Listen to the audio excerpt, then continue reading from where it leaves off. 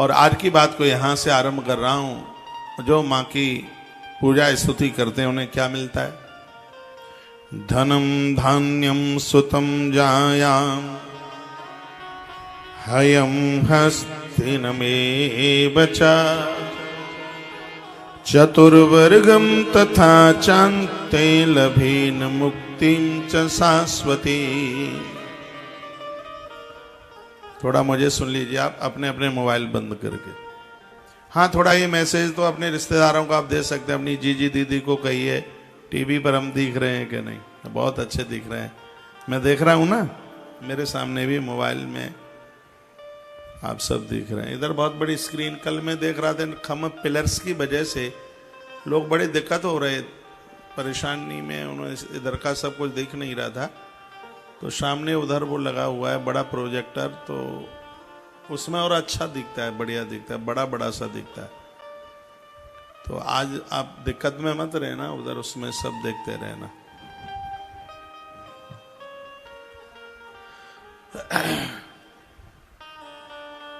तो धनम धान्यम सुतम जायाम हेम हस्तनमेव च चतुर्वर्गम तथा चान्ते लभेन मुक्तिम च शाश्वती। इसका अर्थ है कि माँ कृपा करती है तो धन देती है। धन और धान्य, धान्य किसे कहते हैं? ऐसा धन जो प्रचुर मात्रा में स्थायी हो जाता है, गलत जगह पर खर्च नहीं होता,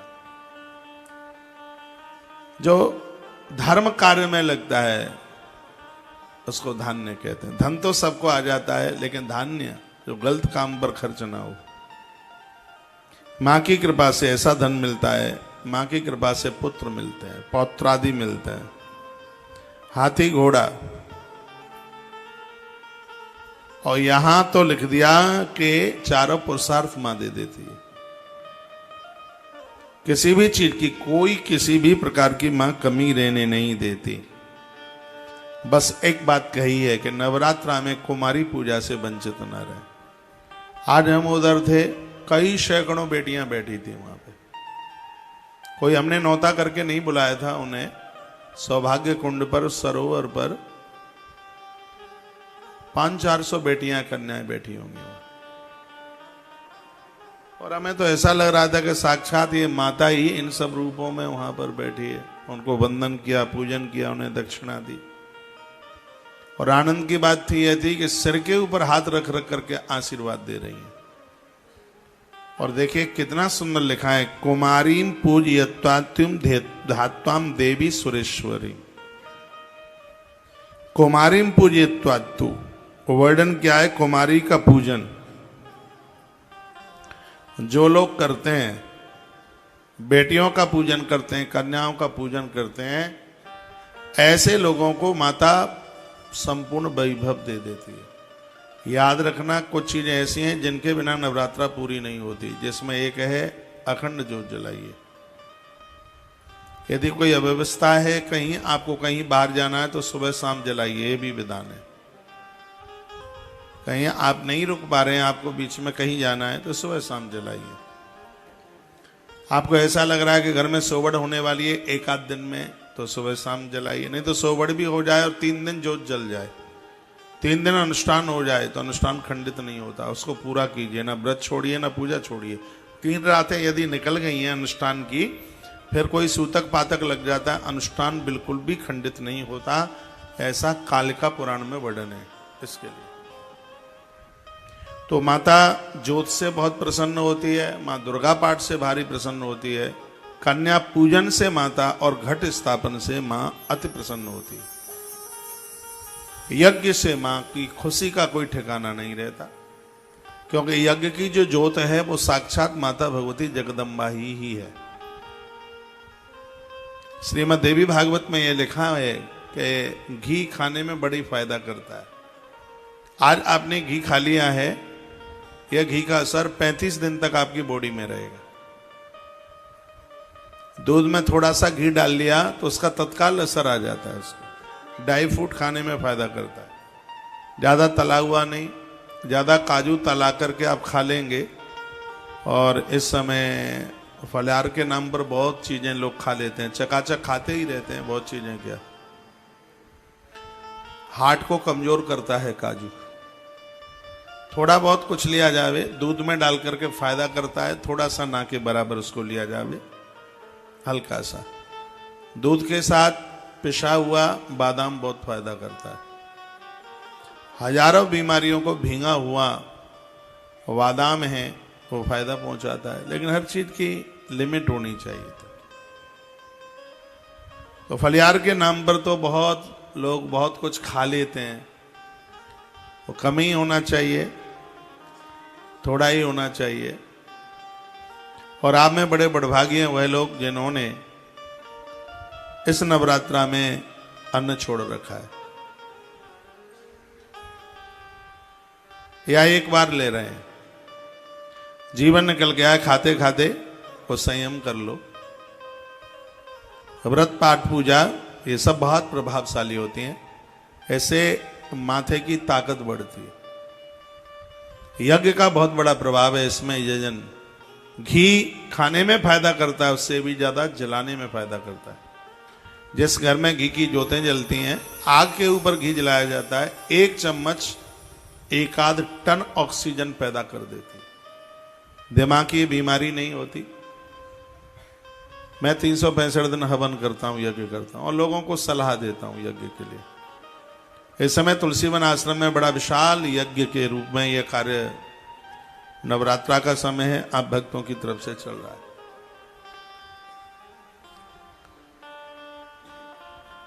इन सब चीजों में श्रद्धा रखी है, ऐसे मां अति प्रसन्न होती है, सब कुछ दे देती है। कुमारीम पूजयत्वातो ध्यात्माम देवीम सुरेश्वरीम पूजयेत परया भक्ता पठे नाम शताष्टकम। दुर्गा सप्तशती में माता का एक अष्टोत्तर शतनामावली है, 108 नाम है मां के। जो इन नामों से मां के लिए आहुति डाल दे, मां गदगद हो जाती है, खुश हो जाती है, प्रसन्न हो जाती है। दुर्गा सप्तशती में है, माता रानी के 108 नाम है। हवन भी ना कर पाए तो रोज ये नाम आप ले लें। ऐसा बताते हैं, गुड़ैल का फूल हाथ में मिल जावे और एक नाम बोल करके एक फूल चढ़ा दे, उसमें ओम मिरिम क्लीम चामुंडाई विच्चई एक फूल चढ़ा दो, पूज्यामी। मंत्र नहीं बोल पाते हैं तो 108 नामों में से एक एक नाम बोल करके और वह फूल माँ को आप चढ़ा दें। माँ बड़े बोले, सांभवी माता पूज्यामी, देव माता पूज्यामी, चामुंडा माता पूज्यामी, विमोलत्कर्षणी माता पूज्यामी, नारायणी माता पूज्यामी, भद्रकाली माता पूज्यामी, शिवदूती माता पूज्यामी।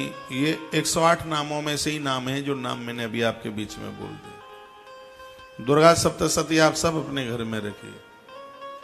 यहाँ के स्थानीय भक्तों के भी पाठ बैठे हुए हैं, दुर्गा सप्तशती के पाठ, तो आप मत खरीदिए, 5 तारीख को हम ही आपको देके चले जाएंगे। अपने घर में सुरक्षित रखिए। कभी द्वारा हम कभी गुवाहाटी आते हैं और हमारे पास कहीं दुर्गा सप्तशती ना हो पाठ करने के लिए, क्योंकि हम लोग पाठ करते हैं, तो हम आपके घर से मंगाएं तो हाल ही मिल जावे। कोई और भी कोई आ सकता है, पंडित पुजारी, और रामायण मांगे आपके यहाँ से, सुंदरकांड मांगे और आपके घर सुंदरकांड ना मिले तो आप कैसे हिंदू हैं? कोई साधु आपके घर आवे और आरती के लिए कपूर न मांगे तो कैसे हिंदू है? कलावा मौली मांगे और ये चीजें ना मिले तो कैसे हिंदू हैं? ये सब घर में होना चाहिए। वैसे भी मत्स्य पुराण में ये लिखा हुआ है, कुछ चीजें ऐसी हैं जो घर में रखना उनको इतना शुभ होता है। यदि ये चीजें घर में होती हैं तो घर में वास्तु दोष नहीं रहता। उसमें एक कपूर है, एक सुपारी है, हाथ का कलावा है और जनेऊ है, अरोली है। ये चीजें ऐसी हैं जो घर में किसी भी प्रकार का दोष नहीं रहने देती। ये पूजा की सामग्रियां सबके घर में होनी चाहिए।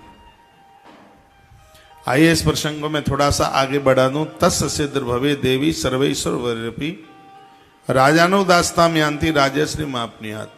जो माता रानी को पूजते हैं पूरी दुनिया उनके बस में हो जाती है, राजा उनके बस में हो जाता है। झूठे केस मुकदमा लगे हुए हैं उसमें उस व्यक्ति को विजय मिल जाती है।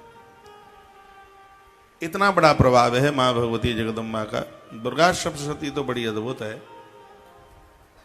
इसलिए मैंने बहुत बार कहा है कि यदि आपको कहीं आचार्य पंडित जी देखिए, इससे हमारी संस्कृति सुरक्षित बनी रहेगी। वर्ष में 4 नवरात्र आती हैं, 4 नहीं तो आप दो नहीं तो 1 चैत्र की या शारदीय नवरात्र ब्राह्मण के चरण पड़ते हैं, आपके घर का फलार भोजन करके जाता रहे, तुमने तो वैकुंठ नाथ को आहुति डाल दी है, समझ लो। कितने बड़े सौभाग्य की बात है। खाने के लिए तो दुनिया आई है, बात तो तब है जब हम खिलाने में उदार हो, हृदय से दिल से बहुत उदार बनिए। दिल की उदारता होनी चाहिए। 5-4 चीजें वो सबके पास हों। क्या क्या हो ये आप लिख सकते हैं, लेकिन आप लिखेंगे नहीं, मुझे भी पता है। अर्जुन के पास में कुछ चीजें थी जिससे उसने महाभारत का युद्ध जीत लिया। अर्जुन के पास धर्म था, हमारे और आपके पास धर्म हो। अर्जुन के पास आत्मबल था, अर्जुन के पास उदार मन था, अर्जुन के पास पवित्र बुद्धि थी और अर्जुन के पास दया थी। हर किसी व्यक्ति को सक्सेस होने के लिए उसके पास में 5 चीजें हो। दुनिया की कोई भी ताकत उसको पराजित नहीं कर सकती। 5 ओनली,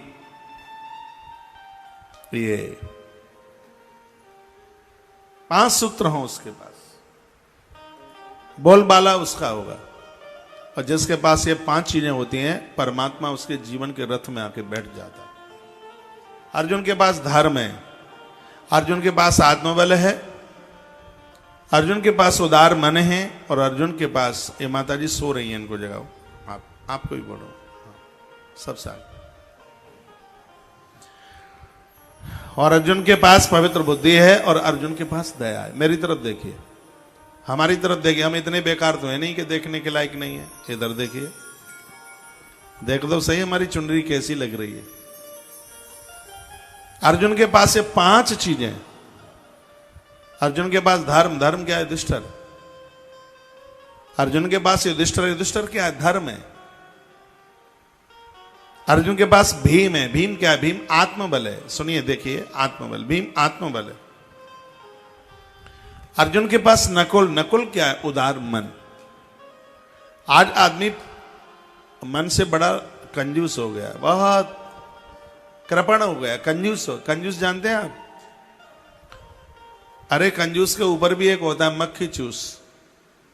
एक सेठ जी के दूध के कटोरे में मक्खी गिर गई। अब सोच रहा है फेंकूं कि नहीं फेंकूं, निकाल के फेंकूं कि नहीं फेंकूं। पे सोचता है कि दूध लिपट के चला जाएगा पंखों से, तो उसने मक्खी उठाई और उसको निचोड़ने लगा। पत्नी ने कहा, ये क्या कर रहे हो? दूध महंगा आता है, दूध इसके पंखों से लिपट के चला जाएगा, इसलिए मैं उसको निचोड़ रहा हूं। पत्नी ने कहा, थोड़ी शर्म करो, पक्के मक्खी चूस ही रहे तुम। उदार बनिए, दिल से उदार। आज है, कल का पता नहीं है, प्रभु ने कृपा करी है। उदार बने, हृदय विशाल। पहले लोगों की छाती बाहर होती थी, पेट अंदर होते थे, क्योंकि व्यक्ति उदार होता था। बहन बेटियां आती थी, खाली हाथ जाने नहीं देता था उसको। पहले से तैयारी की जाती थी, दीदी आ रही है, थोड़ा थोड़ा बचाकर उसके लिए बाजार करने को खुद जाता था, बैलगाड़ी में बैठ के जाता था। यहाँ राजस्थान के बहुत भाई बहन हैं, और बैलगाड़ी का आविष्कार राजस्थान से ही हुआ है। जितना वृषभ राजस्थान में पाया जाता, दूसरी जगह कहाँ। बैलगाड़ी जो आप जानते हैं, किसी ने भी जब भी पहले बनाई होगी,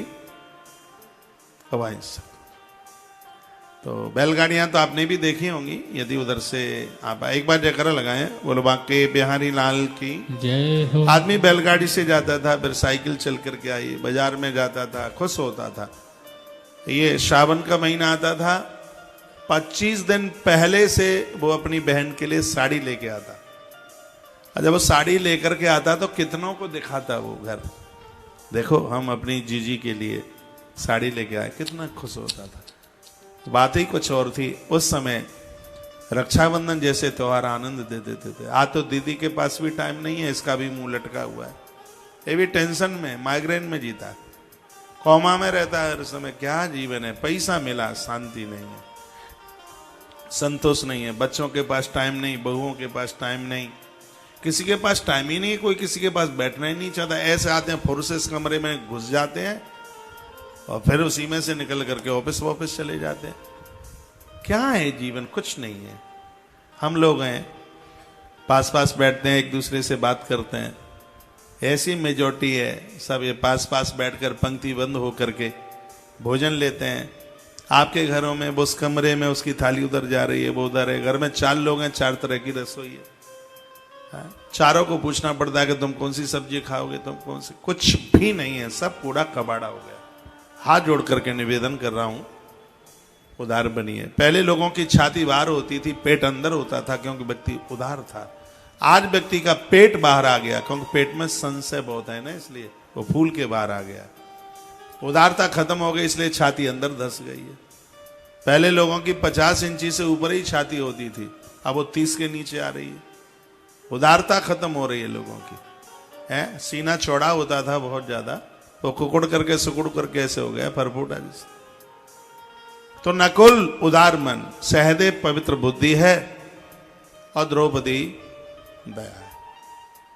द्रौपदी कभी महाभारत में द्रौपदी का बहुत जिक्र किया गया है। जमाने में द्रौपदी बहुत उदार थी। जिस समय वो दुर्वासा जी 50 चेलों को लेकर के आ गए थे ना, युधिष्ठिर से भोजन मांग लिया, रो पड़ी थी, वो दौड़ करके पहुंची, और वो सूर्य भगवान ने एक बटलोई दी थी युधिष्ठिर राजा को, और उस बटुलिया का कहना है, उसका ये वरदान मिला था कि जब तक घर की नारी नहीं जीम लेगी तब तक उसका समाप्त नहीं हुआ। नारी ने जीमा तो फिर उसमें नहीं रहेगा। और ये सीधी सी बात है, जिसके घर में सबसे पहले स्त्रियां जीम लेती हैं, भोजन स्त्रियां करती हैं, उसकी रसोई कंगाल हो जाती है, उसकी रसोई दरिद्र हो जाती है, उस घर की बरकत रुक जाती है। इसलिए सबको जमाने के बाद दरवाजे पर लास्ट में जाकर के देखा जाता है, कोई नहीं रहता, तब माताएं जीमती हैं, क्योंकि माताओं का नाम भगवान की पंक्ति में आता है। उसको विश्वम्बर क्यों कहते हैं? क्योंकि वो सबको जमाने के बाद जीमता है। ये तो हमारी श्रद्धा है कि हम भोग लगाते हैं। लेकिन नरसिंह पुराण में वर्णन है, भगवान ने प्रहलाद को कहा बेटा मेरा नाम विश्वम्बर है, जब कोई नहीं रहता जीमने के बाद तब मैं अपनी जीभ पर कुछ रखता हूं। और नारी भी भगवान की तरह है, जब कोई नहीं रहता उसके बाद में यह जीमती है। जिस घर में देवियां स्त्रियां, सबसे पहले बहुत घरों में तो बिना भोग लगाए चाकते ही चाकते तो परांठे खा लेती हैं। मूली का परांठा, गोभी का परांठा। मुझ जैसा कोई आदमी पूछ रहे, जी आपने रसोई झूठी कर? नहीं, झूठी नहीं करी है, चाक रहे हैं, कहीं गोभी कच्ची तो नहीं रह गई। वो चकिया में चाकने में ही 2.5 परांठा खा ले वो। नहीं, उदार बनिए। घर में वृद्ध हैं, बूढ़े हैं, सास ससुर, बाहर से लोग चल करके आए, पहले उन्हें जिमाइए, उनको पूछिए, बच्चों को दीजिए, छोटे बच्चों को। बच्चे गोपाल होते, भगवान होता। ये सब गुण द्रौपदी में थे, और जो द्रौपदी बन करके जीता है, परमात्मा उसकी लाज पर आंच नहीं आने देते, उसकी लज्जा को नहीं बिगड़ने देते। क्या कमाल की बात है कि ईश्वर को वस्त्र बनना पड़ा है। दुशासन साड़ी खींचता खींचता थक गया, परमात्मा उसके ओढ़नी बन गए, परमात्मा उसकी चुनरी बन गए, साड़ी बने भगवान उसके। द्रौपदी में गुण है, इसने कभी अपने यहां से कभी किसी को भूखा नहीं जाने दिया। जो नारी कभी किसी को भूखा ना जाने दे, उसकी लाज कभी उड़ नहीं सकती, उस खानदान की, उस परिवार की। आप गृहस्थ हैं, हमने तो यहां तक पढ़ा है, आगंतुक लोगों को जो भोजन ना करा पाए, जमा ना पाए, वो शादी ना करे, वो गृहस्थ में ना जाए, कमंडल लंगोटी लेके हरिद्वार चला जाए, उसे गृहस्थ में जाने की बिल्कुल जरूरत नहीं है। गृहस्थ वही है जो अपने को छोड़ करके और तीनों को भोजन दे सके। गृहस्थ ना हो तो ब्रह्मचारी नहीं होगा, वानप्रस्थी नहीं होगा, सन्यासी भी नहीं होगा। इंतजार करते रहिए। हम जैसे लोग जीवने वाले लोगों के इंतजार में रहते हैं। तुलसीवन आश्रम का ये नियम है, बड़ाई नहीं कर रहा हूं, इस आश्रम में रहने का और भोजन का कभी कोई पैसा नहीं लगता। यहां प्रतीक्षा होती है कि लोग जीवने के लिए आए। हर आदमी को एक शौक सा होता है। यहां इस कार्यक्रम में भी जितने भी बाहर से आए हैं, बाहर से क्या यहां से आए हैं, जो भी हैं, चकाचक रसोई, भोजन, भंडारा, सुबह भी शाम को भी कथा के बाद भी। प्रसाद माता रानी का है और आप इस कथा में आए। कल का नौगाम से कुछ माताएं बहनें थी, यहाँ कहीं है नौगाम है कि नए गांव है, क्या 10 गांव है? नौगाम है, पता नहीं आज तो है कि नहीं। मैंने नहीं उन्हें जाने दिया, मैंने कहा फाइन लगा दूंगा बिना भोजन के जाओगे तो। प्रसाद लेकर के गए, भोजन लेकर के, आहा चेहरे की खुशी प्रसन्नता शब्दों में बयान नहीं किया जा सकता। हमने कहा देखो माता रानी ने इतने रूप बना करके रसोई को स्वीकार कर लिया, ना जाने वो कौन से भेष में आकर के वो कृपा कर दे। नामदेव के यहां तो वो स्वान बन करके आ गया था। उसकी बड़ी लीलाएं उधार बनी है जिमाने में खिलाने में। प्राय लोग इतने कंजूस हो गए हैं, और ये मेरी बहनें तो लड़ जाती हैं कभी कभी घर में, इस बात के लिए लड़ जाती हैं हमें नौकरानी समझ रखा है क्या, पूरे दिन हम रसोई में ही चढ़ी रहे। और अपना कोई खास आ जाए, मौसी में आ गया, बुआ में आया, आधी रात्रि को मटर पनीर बना देगी क्योंकि वो अपना खास है इसलिए। यदि सास के माध्यम से आ गया तो सिरिंज में खून लेने के लायक नहीं रहेगा। अपने इतने प्रिय, इतने प्यारे है, पूरा जीवन निकल जाता है। लेकिन ये बहनें यही बोलती रहते हैं अपने पति को, तुम्हारी मम्मी तुम्हारी दुश्मन लगती है क्या? यही बोलेंगे, तुम्हारी मम्मी तुम्हारा पापा। ऐसा मत कीजिए। लेकिन ये बूढ़ी माताएं भी इस मामले में बिल्कुल पीछे नहीं है। बेटा पति सब मिलकर के बात करते हैं और एकदम अचानक बहू आ जाए तो ऐसे चुप हो जाएंगे जैसे बिजली चली गई हाल ही। ऐसा भाई क्यों करते हैं आप? वो भी आपके घर का इंसान है, अपने आपके घर का मेंबर है, उसके साथ आत्मीयता जोड़िए, आत्मा का तार जोड़िए उसके साथ। आइए मैं लौट करके इधर ही आ रहा हूं। इसमें वर्णन है कुमारीम पूज्यत तातु ध्याताम देवीम सुरेश्वरीम। जो बेटियों का आदर कर, पूजन का मतलब है सिर्फ रोली टीका लगाने से मतलब नहीं है, सिर्फ रोली लगा दी, टीका लगा दिया और आरती उतार दी, नहीं नहीं नहीं नहीं। इसका मतलब है जो बेटियों का महत्व समझते हैं, जो कन्याओं का महत्व समझते हैं, बेटियों को मरने नहीं देते। आज गर्भ में बेटियों की हत्या हो रही है और बहुत जोर से, ये बहुत चिंता का विषय है। वंश वृद्धि रुक जाएगी। भूखा व्यक्ति कटोरा लेके भीख के लिए निकला, कन्याओं के लिए, बेटी के लिए, अपनी वंश परंपरा को बढ़ाने के लिए लोगों को ऐसे ही निकलना पड़ेगा। बड़े बड़े करोड़पति लोग मुझे कहते हैं महाराज जी हम साड़ी लेके जाएंगे, साड़ी पहना के ले आएंगे, हमें 1 टका नहीं चाहिए। कोई बढ़िया सी बेटी हो तो आप बताओ बेटे के विवाह के लिए। आज बेटियों की इतनी कमी हो रही है। गंगा बचाओ अभियान, नदियों को बचाओ अभियान, गैया को बचाओ अभियान, भारत को बचाओ अभियान, उसी प्रकार से बेटी को बचाओ, ये बहुत ज्यादा जरूरी है। गर्भ में हत्या करने वाली बच्चों की वो नारी श्राद्ध कर्म में हवन यज्ञ में बैठने की अधिकारी नहीं है। नवरात्रा का समय चल रहा है, ऐसा तो नहीं होता है कि गर्भ में बच्चियों को मार डालो और फिर पीछे वाली गली में से बेटियों को बुला करके उनका पूजन करें, उनको जिमाएं। क्या होगा उससे? अपने घर की बेटी को बचाइए, बेटी का उत्थान कीजिए, इसको पढ़ाइए लिखाइए। बेटी है तो भविष्य है, बेटी नहीं है तो कुछ भी नहीं है। आप भी किसी घर की बेटी है, ससुराल में आई हैं और यहाँ के पूर्वजों का तुम तारण कर रही हो। ये शिक्षा अपनी बेटियों को, अपनी बहुओं को दीजिए। ठीक है 2 बच्चे हों, कोई गुनाह नहीं है। व्यभिचारी मत बनिए, दुराचारी मत बनिए। ये कोई बात है? मैं तो सुनकर के हैरान था। और देख हमने वो गर्भ में वो पता नहीं क्या कर दिया, मुझसे तो शब्द भी नहीं आता। हाँ क्या करें, धोखे से पेट में बेटी आ गई।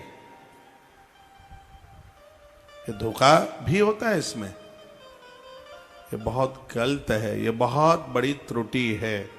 कुमारी वो जीत्या तुम। कल रात्रि को 8 बजे एक बहन के संग एक छटंकी सी बेटी आई थी, चश्मा लगा करके, छोटी सी कन्या 12-13 साल की होगी। हम क्या यही तो कामाख्या है? और कौन है कामाख्या? यही कामाख्या है,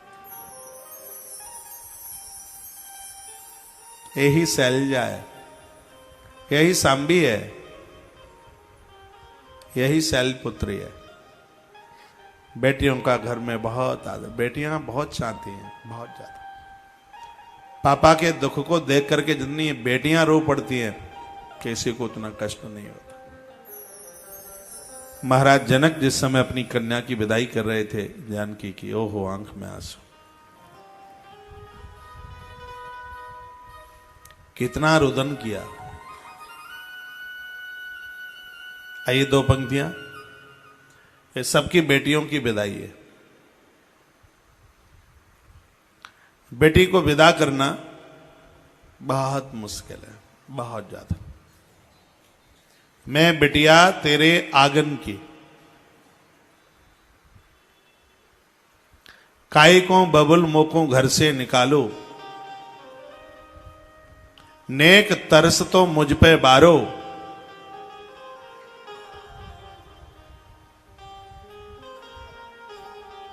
याद करूं मैं भैयन की, मैं बिटिया तेरे आंगन की। मम्मी पापा में थोड़ी अनबन हो जाए, बच्चों को फर्क नहीं पड़ता, लेकिन बेटी कभी पापा के गले से लगती है, कभी मां से जाकर के बोलती है, मम्मा पापा सुस्त हैं, बोल नहीं रहे हैं, क्या बात है। यही बेटी जब ससुराल में होती है, उसकी सास मां कुछ उसको कह दे तो रो रो करके कहती है, मां आप मुझे मार लो लेकिन मेरे पापा को कुछ मत कहिए, उन्होंने मेरे हाथ कैसे पीले किए हैं ये मुझे पता। बेटियां बहुत रोती हैं विवाह के समय पर, उन्हें पता है कि पिताजी की ऐसी स्थिति नहीं है, उन्होंने ऋण लेकर, कर्जा लेकर और अपनी हैसियत से ऊपर वह मेरी शादी कर रहे हैं, मेरा विवाह कर रहे हैं। उसकी आंख में आंसू होते हैं, वो रोती है। इन कन्याओं के ऊपर रहम करो, तरस खाओ। आइए दो पंक्तियां मैं गुनगुनाता हुआ आगे चल रहा हूं। मैं बिटिया तेरे आंगन की,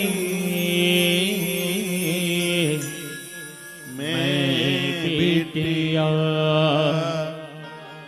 तेरे आंगन की,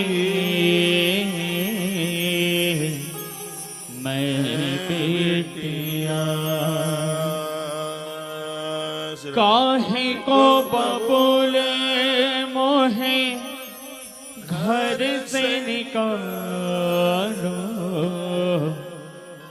नेक तरस है तो मन में विचारो, काहे को बबूले मोहे घर से निकालो,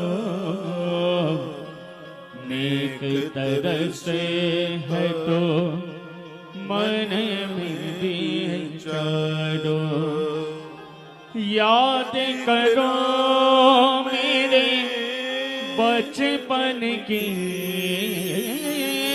याद करो मेरे बचपन की,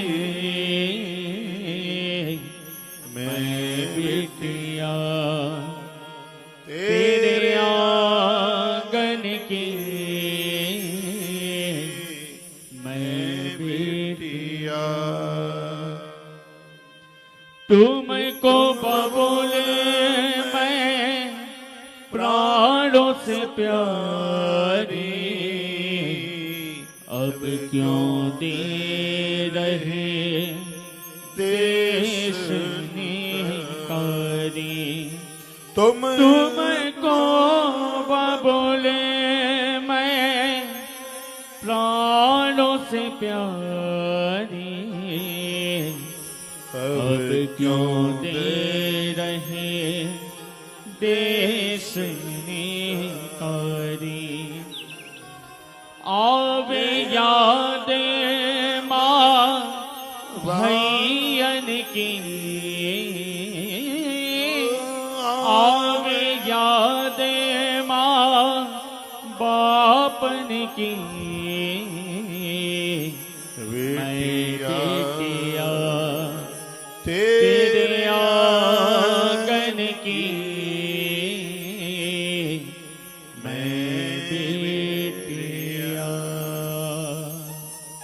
जितनी बेटी आपको चाहती है, कोई उतना आपकी फिक्र नहीं कर सकता। राजस्थान में एक जगह पड़ती है झुंझुनू, वहां के लोग यहां बैठे हों। झुंझुनू डिस्ट्रिक्ट में एक जगह पड़ती है खेतड़ी, और खेतड़ी के पास में ही उसका एक हिस्सा है जिसे कहते हैं खेतड़ी नगर, दूसरे शब्द में उसका नाम है कॉपर। वहां गवर्नमेंट का एक बहुत बड़ा प्लांट है, जमीन में से तांबा निकलता है। मैंने राजस्थान में बहुत कथाएं करी हैं, बहुत ज्यादा। राजस्थान के जितने लोग बाहर हैं उनके यहां भी बहुत कथाएं करी हैं, तो मुझे वहां की माटी का बड़ा अनुभव है। और मेरी एजुकेशन भी ज्यादातर ऐसे राजस्थान की ही है। जब से मैं वृंदावन आया उससे पहले की टोटली पढ़ाई मेरी राजस्थान की।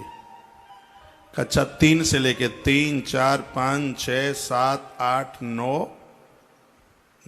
10, 11 और ये यहां तक मेरा राजस्थान का है। 10 तक राजस्थान का है मेरा, और 11 से 11, 12 फिर उसके ऊपर शास्त्री आचार्य, ये फिर मेरी इधर की है, संपूर्णानंद, काशी, वृंदावन इधर। तो इस माटी का मुझे बड़ा अनुभव है।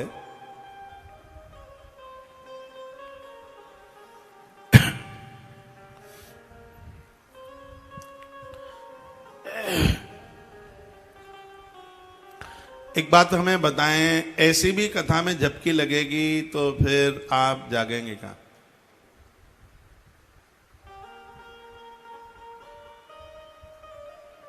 थोड़ा ठीक से बैठिए, रीढ़ की हड्डी सीधी कीजिए, इतने बूढ़े नहीं हैं आप। रक्षाबंधन का समय था, कॉपर में मेरी कथा थी, खेतड़ी नगर में। तो रक्षाबंधन के समय पर बहन बेटियां आती हैं, भाई के हाथ में उसने राखी बांधी। भाई ने अपनी बहन को कहा कि तुझे दक्षिणा है वो तेरी भाभी देगी। आजकल भैया लोगों की कम चलती है, भाभीयों की ज्यादा चलती है। यदि ज्यादा दे दिया तो भी बेचारी की खैर नहीं है, तो उसने कहा कि वो तेरी भाभी देगी। तो उसकी भाभी बढ़िया सी साड़ी लेके आई, उसमें एक लिफाफा था और वह उसको देने लगी। तो उसकी आंख में आंसू आ गए, बहन की आंख में आंसू आ गए, और उसने अपनी भाभी को कहा, भाभी आज मैं तुझसे साड़ी नहीं लूंगी, पैसा नहीं लूंगी। ईश्वर का दिया हुआ सब है मेरे पास, और बहुत ज्यादा कोई विशेष घर में नहीं थी वो, लेकिन संस्कार परिवार की बेटी है। आंख में आंसू आ गए, रो पड़ी, कहने लगी, भाभी पहले तू मुझसे त्रवाचा भर के आज मुझे वचन दे दे, जो मैं तुझसे मांगूंगी क्या वो तू दे देगी? उस भाभी ने अपनी ननद को कहा, हाँ दीदी आप बोलिए। उसने 3 बार कहा, जो तुम मांगोगी मैं वही दे दूंगी आज। तब वो रो पड़ी। उसने कहा, भाभी बाबूजी बहुत बूढ़े हो गए, वृद्ध हो गए, अब उनसे चला जाता नहीं, बैठा जाता नहीं। मां को गए काफी समय हो गया है, अकेलेपन का एहसास करते हैं, उनका शरीर टूट चुका है। भाभी रक्षाबंधन के त्योहार पर तो दे सकती है तो मुझे वचन दे दे, मेरे भैया को बाबूजी से कभी अलग मत करना। नहीं, ये बच नहीं पाए। वो भाभी और ननद दोनों कितना रोए।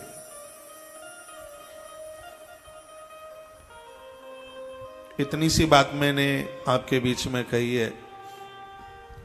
बेटियां ससुराल में होती हैं, बहुत जिम्मेवारियां उनके ऊपर होती है। ऐसा कोई क्षण और पल नहीं निकलता है वो अपने माता पिता का ख्याल न रखे।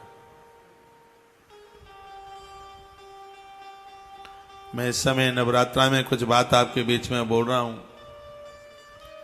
तो तो सिर्फ बेटी को पूजन करके आरती उतार के ही नवरात्रा पूरी नहीं हो जाएगी। बेटियों को बचाओ। आज बेटी है, कल वो बहू है, फिर वो माँ है। आज माँओं को वृद्धाश्रम में छोड़ दिया जाता है। काहे की नवरात्रा है। तलाक हो रहे हैं। झगड़ालू परिवार उन देवियों को घर से निकाल देते हैं। बेचारी वो अपने पिता के घर बैठी। और एक बाप 10 हाथी पाल सकता है, एक बेटी को घर नहीं रख सकता। घर रख ही लेता तो बेटी को विवाह क्यों करता हो। जीवन के बहुत बड़े बड़े अपराध हैं, लेकिन इससे बड़ा अपराध नहीं है जो अपनी बहू को घर से निकाल करके उसे उसके पियर भेज देते हैं। वो अपनी राजी से चली जाए, मर्जी से चली जाए, बात अलग है, लेकिन उसके कारण आप मत बनिए, बिल्कुल भी। बहुत बड़ा अपराध होगा। नारी का आदर होना चाहिए, चाहे वो बेटी है, चाहे वो युवा किसी की पत्नी है। आपको क्या हमारी बात बुरी लग गई? आप एकदम खड़े होके चले हैं दीदी लोगों? अच्छा, जल्दी में इसलिए।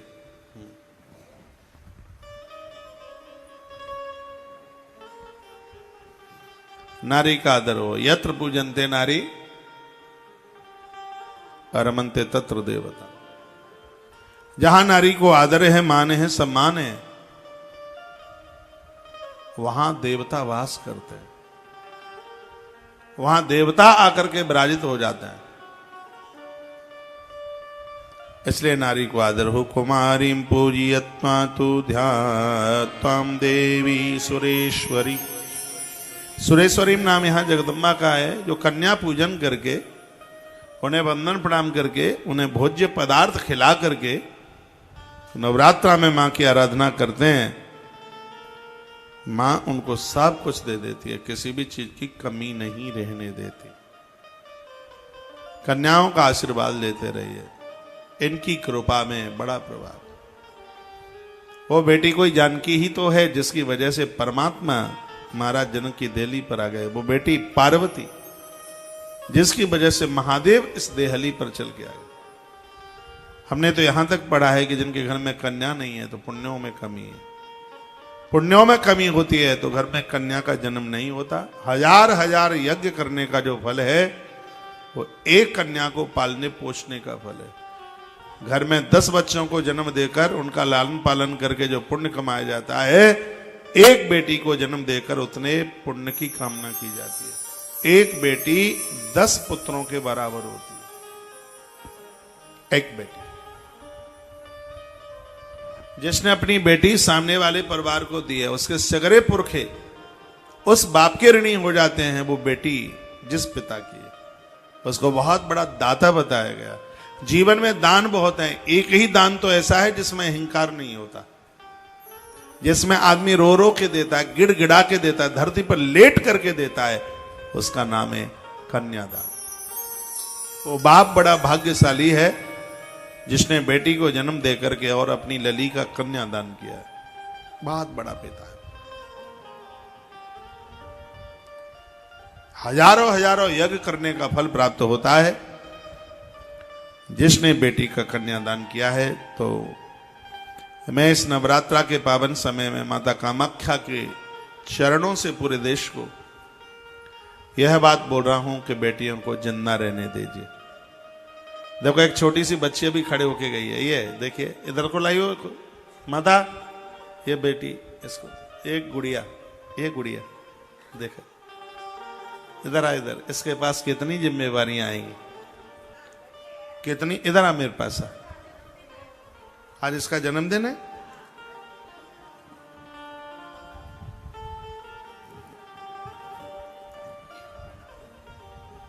पैसा दे, गुड़िया का जन्मदिन है।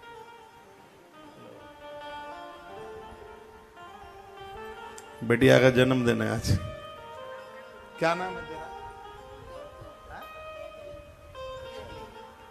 अच्छा, ले इधर आ बेटा, इधर। मैंने पहन ली है, ठीक है, अब इसको पहनेगी गुड़िया।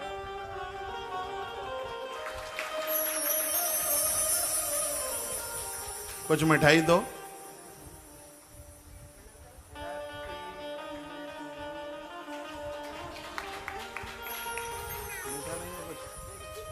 जय जय बेटा,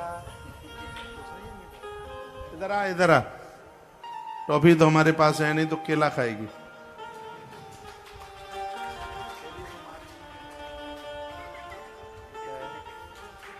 ठीक है,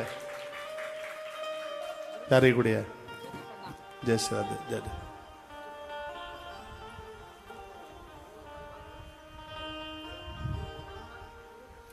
चलो फिर सुनेंगे, शाम को आना 8:30 बजे, ठीक है। बोलिए जगदम्बे मैया की जय हो, सांचे दरबार की जय हो। ये तो खड़े होकर के जा रही थी, हमने तो ऐसे ही बुला लिया उसे। है? जय जय श्री राधे, जय जय श्री राधे, श्री राधे श्याम। राजानुदासतां यान्ति राज्यश्रियमवाप्नुया। जो कन्याओं का बंधन पूजन करते हैं, राजा उन्हें कभी परेशान नहीं कर सकते। लेकिन तो नेता लोग जिसको परेशान करें तो वो तो जीना बड़ा मुश्किल होता है। राजा की दास्ता से वो मुक्त हो जाते हैं। जो बेटियों का आदर करते हैं, मान करते हैं। मुख्य जजमान जी कहाँ गए? अच्छा, आप वहां बैठे हैं।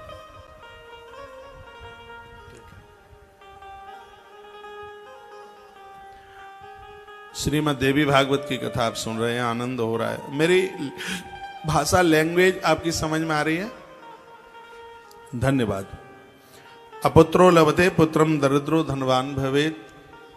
माता रानी अपुत्र को पुत्रवान बना देती है, निर्धन को धनवान बना देती है। रोगी रोगात प्रमुच्येता, जिनको रोग है।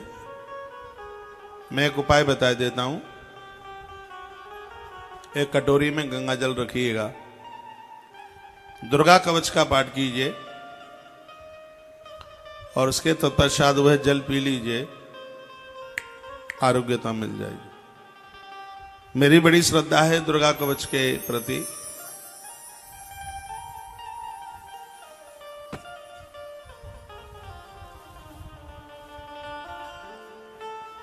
रोगी रोगात प्रमुच्येता, रोगी का रोग समाप्त हो जाएगा मां की कृपा से। पूजते यद गृहम नित्यम, जिनके घर में नित्य मां का पूजन होता है, मां जगदम्बा का मान होता है। इसमें दूसरी बात और सुन लीजिए, जिनके घरों में वृद्धों का आदर होता है, बूढ़ों का मान सम्मान होता है, तो उस घर में सिद्धिम लभते परम, उस घर में सिद्धियां चल के आ जाती हैं। सिद्धियां क्या है? कर्जा किसी का ना रहे। सिद्धि क्या है? घर में कोई दुर्गुण युक्त लोग ना रहे। सिद्धि क्या है? आप सकुन से जी रहे हो, यही सिद्धि है। तो जिस घर में वृद्धों का आदर है, मान है, तो मां उनके ऊपर बड़ी कृपा कर देती है। इसलिए मुझे सुनने वाले भक्तों, मेरी बहनें भी सुन रही हैं, आप सबको हम ये कहना चाहेंगे कि घर में वृद्धों का आदर मान सम्मान करना। मेरी बूढ़ी बूढ़ी माताओं, ये साक्षात भगवती का रूप है, लक्ष्मी का रूप है। साक्षात लक्ष्मी ही आई है आपके घर में, जो आपकी बहू है।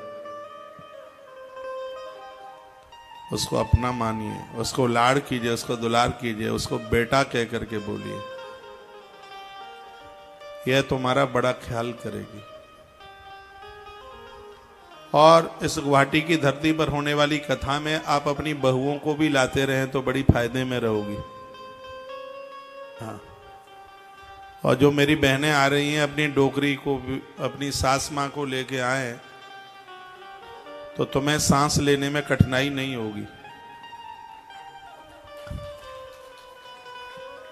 तालियां तो बजाना ही मत, क्योंकि नजर लग जाएगी आपको।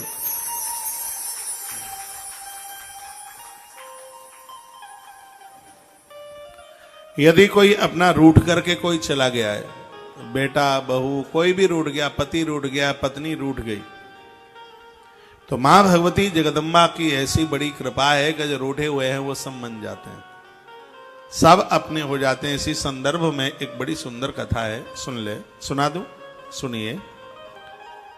ऋषियों ने पूछा कि वसुदेव महाभाग कथम पुत्रमवाप्तवान् पर्शेन कुत्र कृष्णेन भ्रमतान्वेषति कथम। पूछा गया कि हमने ऐसा सुना था कि भगवान श्री कृष्ण एक बार घर से चले गए, उनका आता पता ही नहीं था। तो वसुदेव जी महाराज ने अपने खोए हुए पुत्र को कैसे प्राप्त किया। अपने बच्चों को घर से बाहर न जाने दिया करें, छोटे बच्चों को नहीं। देश में एक बहुत बड़ा गैंग चल रहा है, वो गाड़ियां लगाते हैं, बच्चों को उसमें भर लेते हैं और छूमंतर हो जाते हैं। ऐसी काफी वीडियो आती रहती हैं। बच्चों का, छोटे छोटे बच्चों को अकेले आप स्कूल भेज देते हैं, इतना सा टाइम निकालिए उनको छोड़ने वाला और उनको लाने वाला हो। भगवान का था पता नहीं था, कृष्ण खो गए, हल्ला हो गया सब जगह। विधिना केन कस्मात देवी भागवतम श्रुतम। ऋषियों ने कहा सूत जी महाराज को, हमने ऐसा सुना है कि श्रीमद देवी भागवत की कथा वसुदेव जी ने सुनी तो खोए हुए भगवान श्री कृष्ण वापस आ गए। और यह कथा विस्तार पूर्वक माता रानी का महात्म्य आप सुना दें तो आपकी बड़ी कृपा हो जाएगी। यह कथा भागवत में भी है, लेकिन इसकी जो असली कथा है वो श्रीमद देवी भागवत में ही है। सूत उवाच, सूत जी कहने लगे कि सत्राजित भोजवंशीय द्वारवत्याम सुखम बसन। एक सत्राजित नाम के यादव रहते थे श्री द्वारका जी में। भगवान सूर्य के ये परम भगत थे, बहुत बड़े उनके मित्र थे। सूर्यास आराधने युक्तो भक्तस्यः परमं सखा। भक्त भी थे और उनके मित्र भी थे, सखा भी थे। सूर्य भगवान को जल दिए बिना ये जल भी नहीं पीते थे। भगवान भास्कर की जो आराधना है वो 5 देवताओं में आती है। आप में ऐसे बहुत जन बैठे हैं जो कभी सूर्य भगवान को अर्घ नहीं देते, कभी भी सूर्य भगवान को जल नहीं देते। बंगाल की माटी पर जन्मे हुए, मिदनापुर की धरती को जिन्होंने पावन किया, पूज्य स्वामी विवेकानंद जी महाराज ने सूर्य आराधना के ऊपर बहुत बड़ा प्रचार किया। सूर्यदेव साधारण नहीं है, आवाज खोलिए, साक्षात बजरंगबली हनुमत लाल जी महाराज के गुरु जी हैं।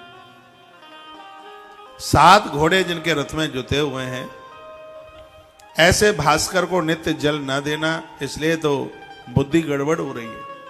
बुद्धि के देवता हैं सूर्य और मन के देवता हैं चंद्रमा। हमारे वेद में एक बड़ा सुंदर मंत्र है, चंद्रमा मनसो जात सूर्यो चंद्रमा मनसो। आगे कैसे? चंद्रमा मनसो जातो सूर्यो अजायतः। सूर्य भगवान भास्कर। देखे हमारे वेद के मंत्र बड़े अद्भुत हैं। वो कहते हैं ब्राह्मणों सम्मुख मां आसीद। ब्राह्मण, सुनिए मुझे पता है भैया, वो ब्राह्मणों सम्मुख मां आसीद। मैंने इसलिए पूछ लिया था कि आप संगीतकार हैं कि पंडित जी हैं। हाँ तो मुझे अब तो पता लग गया। तो ब्राह्मणों से मुख मां आसीद, ब्राह्मण भगवान का मुख है। बाहु उराजन्य है, वाजु भगवान की जो बाजू है वो छत्र है। ब्राह्मणों से मुख मासीद बाहु राजन्य कृता उरु तद वैश्य। यहाँ का जो हिस्सा है वणिक है, वैश्य है। और जो भगवान के चरण हैं वो कनिष्ठ वर्ण है। ये 4, ये इस धरती पर जो भी कुछ दिखाई दे रहा है वो सब भगवदीय सत्ता, ईश्वर के अलावा बिल्कुल भी कुछ भी नहीं। हमारे मन को चंद्रमा मजबूत कर रहा है। चंद्रमा मनसो जातक चक्षुः सूर्यो अजायतः श्रोत्रा द्वायश प्राणश मुखार्दग्नि। सूर्य भगवान को अर्घ देने से बुद्धि मजबूत होती है और महादेव का रुद्राभिषेक करने से मन मजबूत होता है। तो चंद्रमा महादेव के भाल के ऊपर।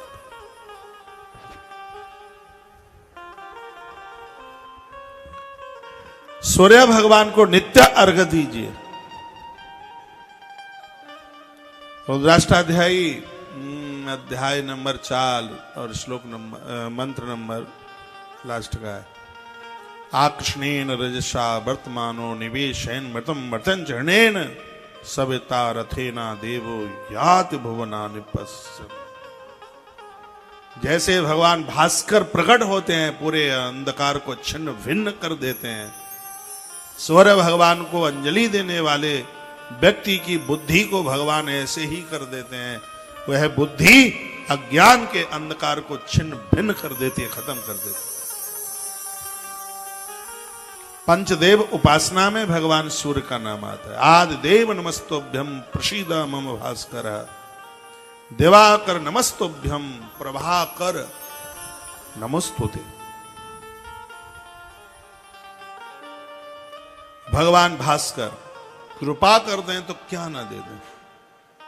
सूर्य भगवान को अर्घ दीजिए। अपने बच्चों से एक लोटिया पानी ताम्र पात्र में जल भरिए, बच्चों के हाथ में दीजिए। बच्चों से सूर्य भगवान को अर्घ दिलाइए, बुद्धि का विकास होगा। सूर्य भगवान को अर्घ देने से माथे में दर्द नहीं होता। एक दर्द होता है जिसको आधा सीसी का दर्द, जो आधी खोपरिया में होता है, बहुत ज्यादा दुखता है। और इस बीमारी को खत्म करने के लिए भगवान भास्कर को अर्घ दिया जाता है, लाल फूल चढ़ाया जाता है।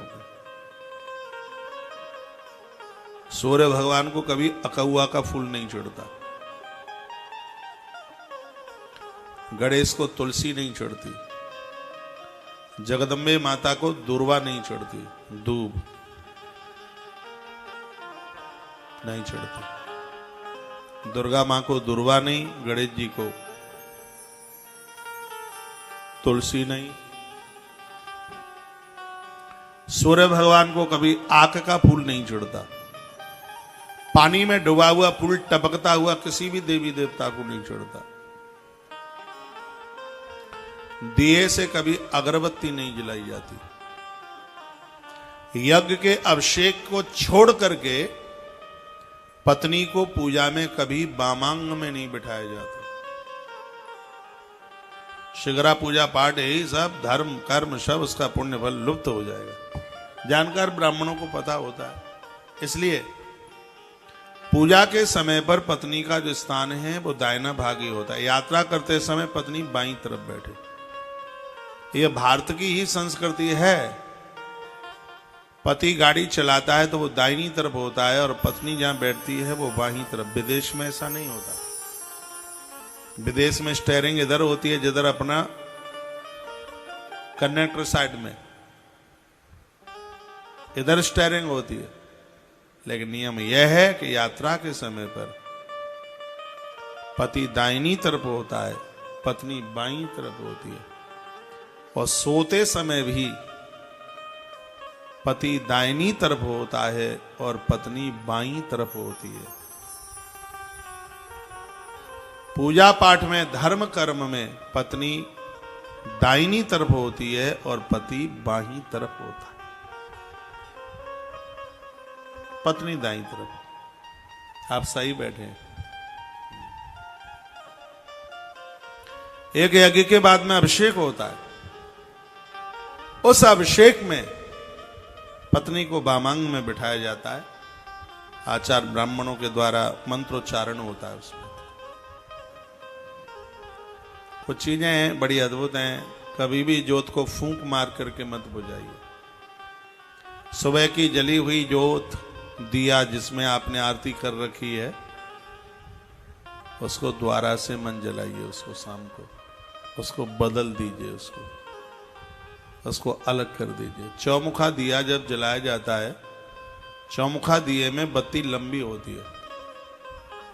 बच्चों के लिए काजल बनाया जाता है तो गोल बत्ती पर नहीं, जो लंबी बत्ती होती है, उस लंबी बत्ती का उतरा हुआ काजल आंखों के लिए वरदान है, फायदा करता है।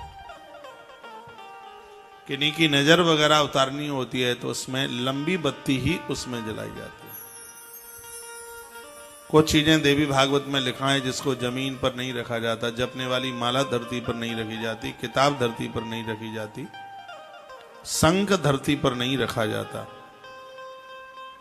इसलिए इन सब चीजों को बहुत मर्यादित रूप से इनको सब अपनाने की जरूरत होती है। एक बार जयकारा लगाइए, बोलो तो वत्सल भगवान की जय हो, श्री हनुमंत बलवंत महाराज की जय हो। जय जय श्री राधे श्री राधे श्री राधे श्याम।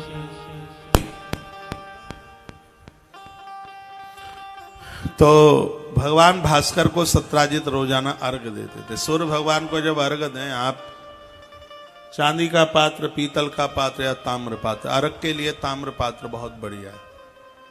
इसमें गंगा जल डालें, जल डालें, गौ माता का कच्चा दूध डालें। कच्चा डालिए, पका हुआ डाल दिया, डालते ही पॉइजन बन जाएगा। ताम्र पात्रों में किसी भी देवता को गर्म दूध प्रयोग में मिलाने के लिए नहीं लिया जाता। उसको कच्चा दूध उसमें डालिए, लाल फूल डालिए, दूर्वा डालिए, उसमें श्वेत तिल डालिए, सफेद तिल,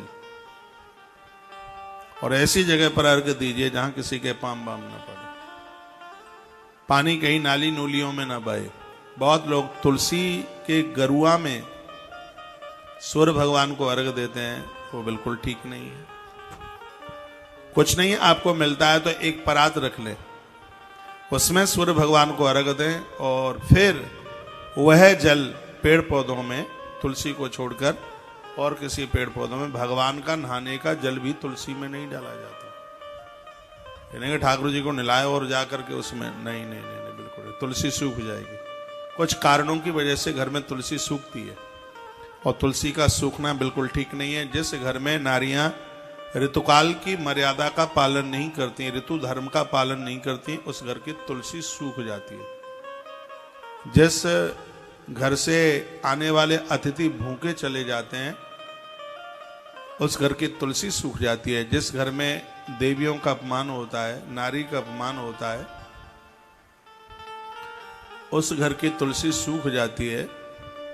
जो बेटियों का धन खाते हैं, उस घर की तुलसी सूख जाती है। ब्रह्म वैवर्त पुराण में और भी काफी बातों का वर्णन किया है। तुलसी का हरा भरा रहना ये घर परिवार के लिए बहुत ज्यादा शुभ है। और हरिवंश पुराण में लिखा है कि जिसने तुलसी सालराम भगवान का विवाह किया, उसे हजारों कन्याओं का विवाह करने का फल प्राप्त हो जाता है। तुलसी के बिना घर वैष्णवी कहाँ वैष्णव है। मत्स्य पुराण में वर्णन है कि किसी के घर में यदि वास्तु दोष है, उसके आंगन में यदि तुलसी की पूजा होती है, जिस घर में तुलसी माता की पूजा होती है, उस घर में किसी भी प्रकार का दोष नहीं रहता। गरुड़ पुराण में वर्णन है कि यदि किसी व्यक्ति के प्राण निकल रहे हैं और उसके ऊपर तुलसी की छाया पड़ जाए, तो यम के दूत आए हुए वापस चले जाते हैं। यम के आए हुए दूत वापस चले जाते हैं। और जिसके ऊपर तुलसी की छाया पड़ गई है, गंगाजल के साथ मुख में तुलसी पत्र चला गया है, ऐसे जीव को लेने के लिए भगवान के गरुण देव चल के आते हैं। भगवान गरुण देवता उस जीव को लेकर के जाते हैं। ऐसा हमारे ग्रंथों में वर्णन है। तुलसी की बहुत बड़ी महिमा है। तो सूर्य भगवान के परम मित्र भी हैं और भक्त भी हैं, जिनका नाम है सत्राजित। सूर्य आराधने युक्तो भक्त परमा सखा, परम मित्र है, परम सखा। इन्होंने क्या दिया? तस्मय प्रीतश भगवान समन्तकः मणिम ददौ। सूर्य भगवान ने प्रसन्न होकर उन्हें एक ऐसी मणि दे दी जो रोजाना सोना देती है, स्वर्ण देती है। 60 भार सोना देती है। एक भार में 20 किलो होता है, तो 60 भार में कितना हो गया? 1200 किलो। और आज के समय में किसी को ऐसी मणि मिल जावे जो 1 टन 200 किलो सोना देती हो। अरे भैया ऐसी मणि मिल जाएगा 200 ग्राम सोना, अरे 20 ही ग्राम रोज दे, तो किसी को छोड़ेगा बिना उत्पात किए हुए? धन आया ये बड़ी बात नहीं है। बड़ी बात तो तब है जब धन मेहनत से आया हो। जो चीज कठिनाई से मिलती है वो टिकाऊ होती है। जो ऐसे ही मिल जाती है फ्री फंड में। तो चोरी का माल मोरी में, नानी का पैसा, पानी का पैसा, पानी का, नानी का। अब बहुत इस बात को जब सुनते हैं तो उन्हें बड़ा बेकार सा लगता है कि नानी का पैसा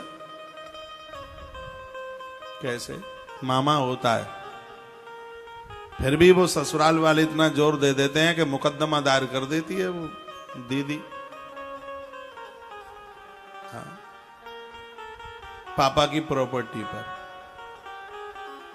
वो पैसे के लिए लड़ाइयां झगड़ा होता है। नारी का सबसे बड़ा रूप, ईश्वर भी नारी को वंदना करता है, प्रणाम करता है। क्यों? ये अपना अधिकार छोड़ करके अपनी ससुराल चली जाती है। इससे बड़ा त्यागी नहीं है कोई दूसरा। उसके ससुराल वालों को जोर देना ही नहीं चाहिए कि तू अपने पियर से ये ला, ये ला, ये ला, ये ला। उसको पूरा इतना परेशान करते रहते।